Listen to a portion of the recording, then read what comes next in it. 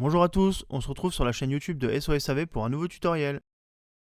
Aujourd'hui nous allons voir comment changer la batterie du Xiaomi Redmi Note 11 Pro qui vous demandera 20 minutes de votre temps et une difficulté de 2 sur 5. Mais avant, avec le code guide vidéo, vous aurez moins 10% sur votre panier lors du passage de votre commande sur notre site. Commencez par éteindre votre téléphone. Une fois celui-ci éteint, nous allons à présent retirer le tiroir SIM à l'aide de l'outil SIM pour l'éjecter.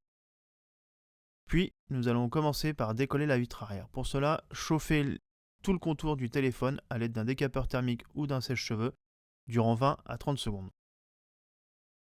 Maintenant, appliquez la ventouse sur le bas du téléphone, puis tout en tirant sur celle-ci, insérez le médiateur en métal troué entre le châssis du téléphone et la vitre arrière pour créer un point d'insertion. Une fois le bas de la vitre assez décollé, insérez les deux médiateurs en plastique de part et d'autre de celui en métal, puis retirez-le. Nous allons à présent décoller la vitre arrière à l'aide des médiateurs en plastique. Faites le tour du téléphone. Vous pouvez les faire tourner sur eux-mêmes, cela facilite le décollage de la vitre arrière. Et si vous rencontrez des points durs, n'hésitez pas à rechauffer légèrement les parties qui vous posent problème. Voilà, nous avons décollé la vitre arrière. Nous allons à présent la retirer du téléphone. Vous pouvez la basculer comme un livre pour la retirer.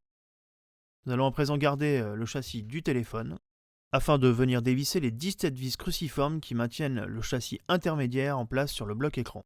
Une fois ces vis retirées, insérez le levier en nylon entre le châssis du bloc écran et le châssis intermédiaire pour le déclipser.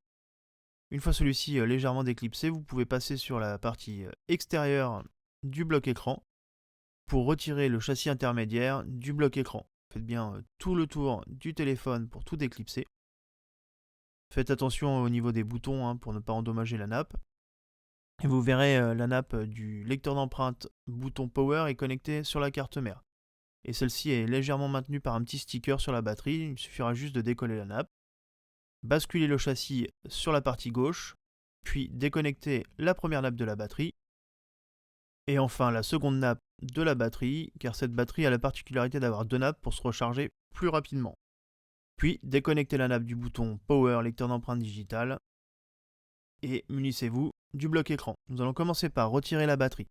Pour cela, décollez le film inscrit de la lettre A de la batterie, puis décollez celui avec l'inscription B. Il ne vous restera plus qu'à tirer avec le film de la lettre A de chaque côté pour décoller la batterie. N'hésitez pas à prendre avec les deux mains, sinon de part et d'autre de la batterie, pour la décoller. Pour finir, retirez-la du film transparent en la faisant glisser sur le côté ou en vous aidant du levier en nylon pour commencer à décoller la partie du haut. Il ne vous restera plus qu'à mettre la batterie de côté et continuer sur le bloc écran. Pour finir, il faudra retirer le film transparent de l'ancienne batterie afin de pouvoir venir installer la nouvelle batterie, car ce film est déjà installé sur les batteries d'origine Xiaomi. Voilà, nous allons pouvoir passer au montage de la nouvelle batterie, mais avant, n'hésitez pas à vous abonner et à activer les notifications pour ne manquer aucune de nos vidéos. Voici la nouvelle batterie, celle-ci est directement munie des stickers et de la partie transparente sur celle-ci. Retirez la protection bleue à son dos, puis installez-la dans le bloc écran. Voilà, la nouvelle batterie est installée. Nous allons reconnecter la nappe du lecteur d'empreintes digitales, bouton Power sur la carte mère. Et pour finir, nous allons reconnecter les deux nappes de la batterie. Nous allons commencer par la numéro 2, puis la numéro 1.